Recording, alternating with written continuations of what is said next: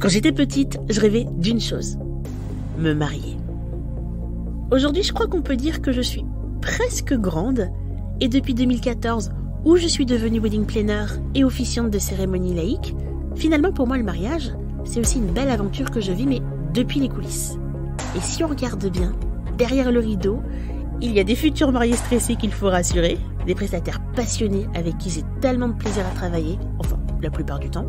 Bien sûr, il y a aussi son lot d'imprévus. Et pourtant, c'est la plus belle expérience de ma vie. C'est aussi un ascenseur émotionnel, parce qu'être entrepreneur, même dans le secteur du bonheur, c'est pas tous les jours rose. Dans ce podcast, je te livre le récit de mon quotidien de professionnel du mariage à travers des séquences storytime sans tabou. Promis, je te dis tout. Attention par contre, il y a peut-être un petit peu moins de paillettes que ce que tu crois. Je m'appelle Fabiola, je suis wedding planner, officiante de cérémonie, entrepreneur, et voici mes confessions.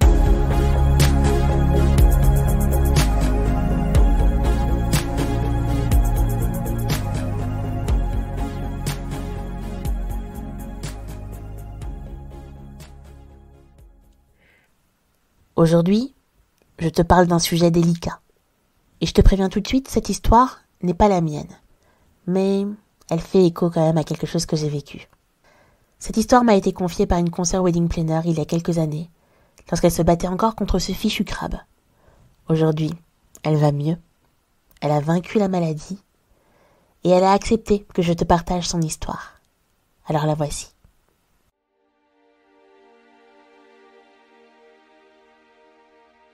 Je suis wedding planner depuis plusieurs années maintenant et j'ai la chance d'avoir une entreprise qui marche bien. Il y a quelques mois, j'apprends que je suis atteinte d'un virus, le papillomavirus. A priori, rien de grave, et je découvre même que c'est assez commun. 80% des femmes en seraient atteintes, mais parfois sans le savoir. Il y a 3 stades et je suis au plus haut. Mais on me dit que ça va aller. Je dois me faire opérer et hop, après ça ira. Ça m'inquiète un peu, mais j'ai confiance en la médecine. Je n'en parle qu'à ma famille et mes très proches. Par contre, il faut réussir à trouver une date avec mon chirurgien. Je dois pas mal voyager pour le travail et j'ai aussi mes mariages en cours. Finalement, on s'arrange et on trouve un jour. Je le sais plusieurs semaines à l'avance, ce qui me permet de m'organiser dans mes préparatifs, et j'ai même un peu moins de 2 semaines entre mon opération et mon prochain mariage. Je suis quand même contrainte d'annuler quelques rendez-vous avec des mariés ou des prestataires pour aller aux nombreux entretiens médicaux. Bien sûr, je garde pour moi la raison de mon absence. Personne ne s'en rend compte et tout va bien. Le jour de l'opération, je suis sous anesthésie générale.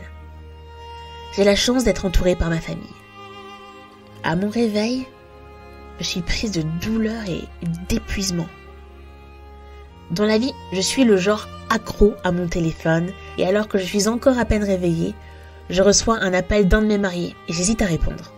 Heureusement, mes proches me l'interdisent en me rappelant que je dois prendre soin de moi.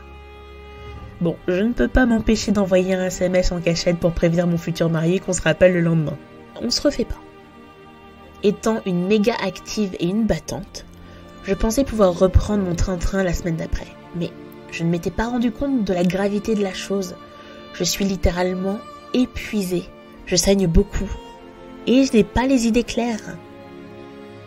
Je ne veux toujours pas en parler à mes clients.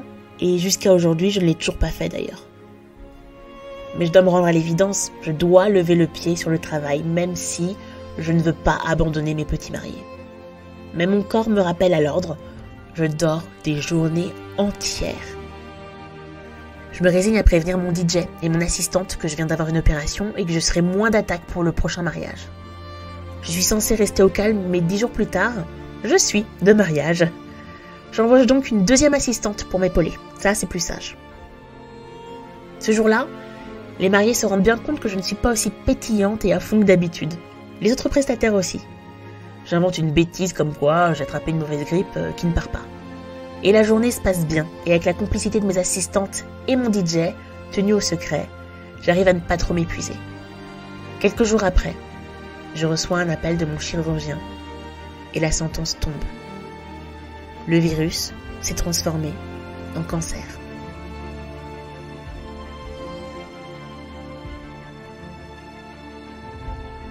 La première opération n'a donc pas marché. À partir de là, j'ai interdiction de faire du sport, de prendre des bains, d'avoir des rapports, de prendre l'avion. Je dois me reposer. Mon corps se bat contre un cancer beaucoup plus violent qu'on ne se l'imaginait. Là, le ciel me tombe sur la tête. Je ne veux pas m'arrêter. Moi, la chef d'entreprise, celle qui est toujours sur tous les fronts, qui se plie en quatre pour ses petits mariés et ses prestataires. J'en parle un peu plus autour de moi, à des amis proches, parce que je me rends compte que dans cette épreuve, je vais avoir besoin de soutien. Comment gérer les mariages qui arrivent? Et si mon corps me trahissait et que la maladie commençait à se voir physiquement? Je ne veux absolument pas m'y résoudre, mais je dois me rendre à l'évidence. Je n'ai plus la même énergie qu'avant. La date de la prochaine opération est fixée. J'aurai à nouveau 2 semaines avant le prochain mariage. Ça devient dur, autant physiquement que mentalement et émotionnellement. Comment garder le sourire face au monde quand le sien s'écroule, alors qu'on travaille dans un monde de bonheur où on crée la plus belle journée de nos petits couples? J'ai décidé de lever le pied et d'adopter un rythme plus cool. J'essaie de moins me déplacer. Je privilégie les rendez-vous Skype. Je dors quand j'en ai besoin. Et pour les jours de mariage, je compterai sur les 2 assistantes. Comment vont se passer les prochaines semaines, les prochains mois? Je sais pas. Mais je garde le moral et j'avance.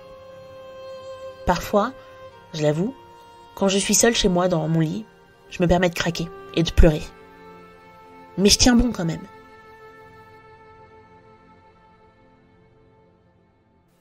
Le témoignage de ma consoeur s'arrête là. À l'époque où elle l'a partagé avec moi, son avenir était encore incertain, mais aujourd'hui son agence d'organisation de mariage cartonne dans sa région et elle semble plus épanouie que jamais.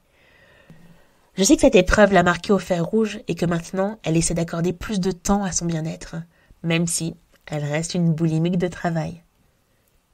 Son histoire m'a fait pas mal réfléchir puisque moi aussi j'ai connu quelques soucis de santé cette année. Beaucoup moins graves, mais tout de même bien handicapants dans ce métier. Ma première réflexion a été de me demander comment ne pas faire subir aux mariés les aléas de ma vie. J'ai donc mis en place un plan d'urgence pour que mes plus proches collaborateurs sachent qui contacter si je devais être remplacée au pied levé. La deuxième chose que je me suis dite, c'est « Oh mon Dieu, comment faire si pendant plusieurs semaines, voire plusieurs mois, je ne pouvais assurer et si financièrement ça devenait compliqué ?» Je me suis donc également protégée de ce côté-là. Mais surtout, j'ai pris conscience que je ne pourrais pas être là à 100% pour mes mariés si je ne me soignais pas. Ma santé doit rester la priorité. C'est peut-être la seule chose la plus importante que le mariage de mes clients. Bon, j'espère que j'arriverai à tenir cette résolution, mais surtout que je n'aurai pas besoin de le faire. The show must go on.